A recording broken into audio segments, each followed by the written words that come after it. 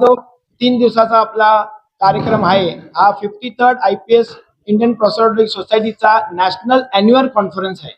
या कॉन्फरन्स मध्ये आम्हाला आतापर्यंत रेकॉर्ड रजिस्ट्रेशन झाले आहेत. 2650 रजिस्ट्रेशन झाले आहेत आणि आपल्याला खूप सारे इंटरनॅशनल स्पीकर 14 स्पीकर आले आहेत, 20 इंडियन स्पीकर्स आले आहेत आणि खूप सारे symposium, paper presentation, poster presentation, video presentation, research papers हे सगळे प्रेझेंट होणार आहे पुढल्या 3 दिवसात. आणि आपले जे प्रोस्टोडॉन्टिक स्टुडंट्स आहे, प्रोस्टोडॉन्टिक डॉक्टर्स आहे, यांना ह्याचा बेनिफिट होणार आहे. आपल्याला अवेअरनेस माहित पडेल की नवीन नवीन इनोव्हेशन्स काय होणार आहे. आपले 120 ट्रेड पार्टनर्स आहे, वेगवेगळे नवीन नवीन इनोव्हेशन आहेत. तुम्ही जाऊन बघू शकता, फिरू शकतात, तुमच्या स्वतःला डोळ्याला बघू शकतात की AI कसं आपल्याला हेल्प केलं आहे की आपले ट्रीटमेंट प्लॅन खूप चांगली होण्यासाठी. सो दिस कॉन्फरन्स हे कॉन्फरन्स खूप महत्वाचं कॉन्फरन्स आहे. दरवर्षी होतं, दरवर्षी इंडियन प्रोस्टोडॉन्टिक सोसायटी हेड ऑफिस आपल्याला हेल्प करते की ते कॉन्फरन्स सक्सेसफुल होण्यासाठी. त्यांचा पाठिंबा असल्याशिवाय आम्ही काही नाही करू शकत.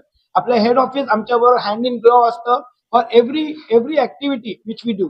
आता हे जे कॉन्फरन्स आहे हे आम्ही लोकल बॉडी, आपले 7 डेंटल कॉलेजेस आहेत, ते जे एम्प्लॉईज प्रोस्टोडॉन्टिस्ट ते सगळे एकत्र येऊन हा घडवला आहे. ह्याचं काम आम्ही चालू केलं मागच्या वर्षी हळूहळू आणि आतापर्यंत आम्ही आता या सर्कल आलो जिथे आम्ही आज इनॉग्रेशन केलंय. इनॉग्रेशन केलं पंकज चतुर्वेदी, अट्रॅक्टचे डायरेक्टर.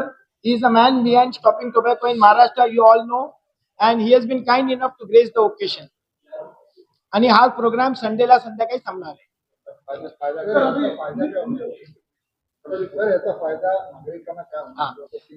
जसा हा 3 दिवसाचा प्रोग्राम पहिलं पण बोललो की इनोव्हेशन आणि रिसर्च हे एकत्र आल्यानंतर आपल्याला ट्रीटमेंट आपल्या सगळ्या लोकांना कशी स्वस्त, चांगली आणि टिकाऊ देऊ शकतो ह्याच्यावरच हा संभाषण असतं सगळं. आणि ह्याच्यासाठी आपल्याला एकत्र यावं लागतं. म्हणून आमचं थीम पण तसंच आहे, प्रोस्टोडॉन्टिक इनोव्हेटिव्ह प्रोस्टोडॉन्टिक्स. म्हणजे नवीन प्रोस्टोडॉन्टिक्स मध्ये काय होतं ते आपल्याला इनोव्हेट कसं करू शकतो, सगळ्यांच्या आयडिया एकत्र कसे घेऊ शकतात आणि ते घडवू शकतो. आणि शेवटी आपण हे सर्व पब्लिक आहे ह्यांच्या फायद्यासाठीच आपण अल्टिमेटली इनोव्हेशन करतोय. इनोव्हेशन मे बी आता महाग असेल, पण आज सर बोलले की पुढे जाऊन हे स्वस्त होणार आहे. इंडियामध्ये पण मॅन्युफॅक्चरिंग चालू झालं आहे. It's a matter of time की आपण हे सगळं संपवतो.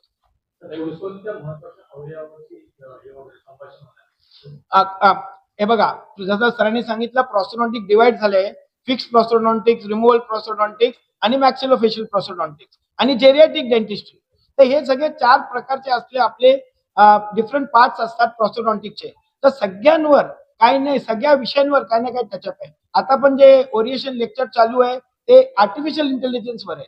तर असे खूप सारे लेक्चर्स असणार जे लोकांना, आपले स्टुडंट्स लोक बसणार, प्रोस्टोडॉन्टिस्ट लोक बसणार आणि त्यांना फायदा होणार आहे.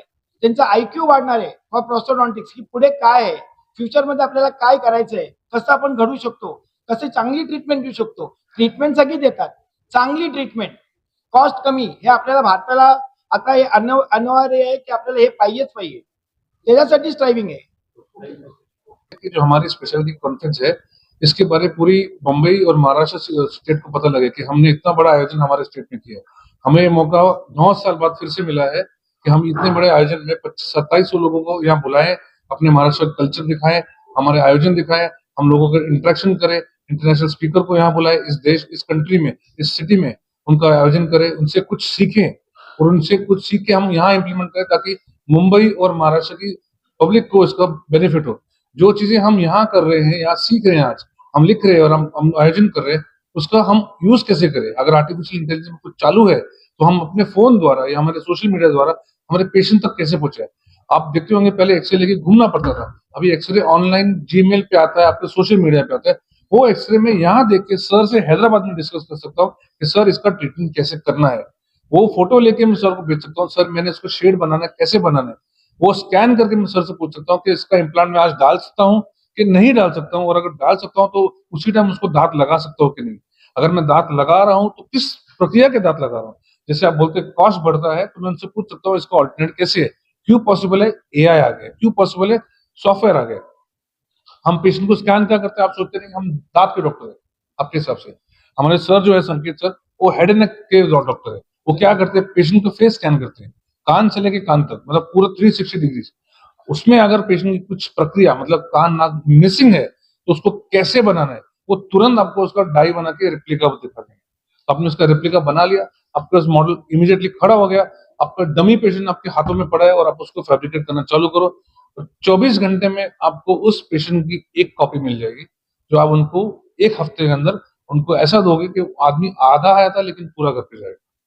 बोलना आसान है, ये किसी पे ना हो कि किसका एक फेस निकला जाए और एक जबड़ा निकला जाए।